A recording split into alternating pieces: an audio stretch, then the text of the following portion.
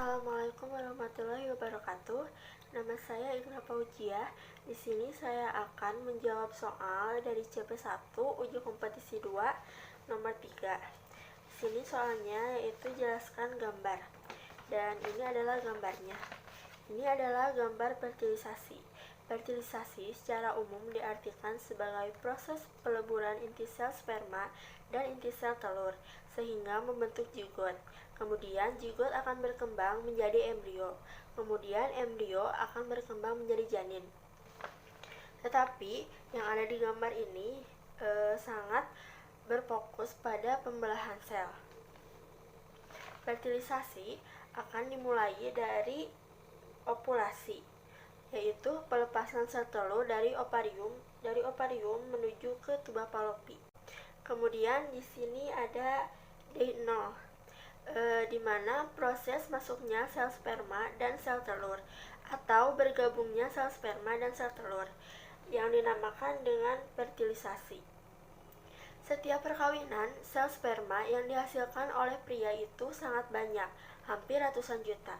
Tetapi hanya akan ada satu sel sperma yang akan membuahi sel telur.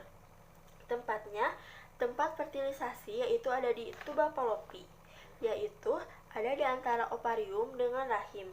Proses fertilisasi akan dimulai dari ovulasi, yaitu pelepasan sel telur dari ovarium menuju tuba Fallopi. Kemudian, setelah bergabungnya sel sperma dan ovum akan menjadi zigot. Nah, zigot ini dalam tahap ini, zigot akan terbentuk dari fertilisasi mengalami pertambahan jumlah sel akibatnya pembelahan secara mitosis.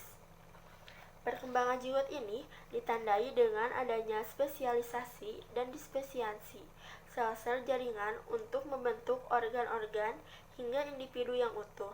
Ini mengalami pembelahan mitosis berulang kali menjadi 2, 3, dan seterusnya.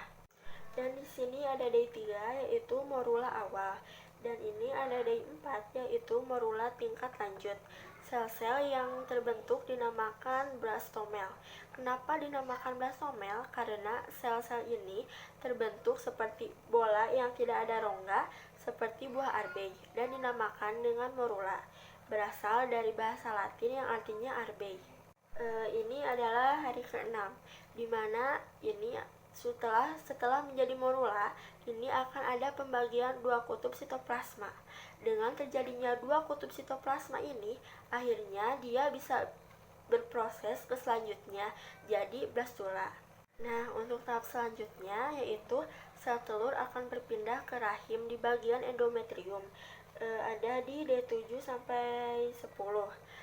Nah, kalau sudah menempel, saat itulah proses kehamilan terjadi. Dan istilahnya sel telur yang sudah dibuahi di dinding rahim disebut dengan implantasi. Jadi, implantasi itu yaitu proses penempelan sel telur yang sudah dibuahi sel sperma pada dinding rahim. Nah, seperti itulah jawaban dari saya. Assalamualaikum warahmatullahi wabarakatuh.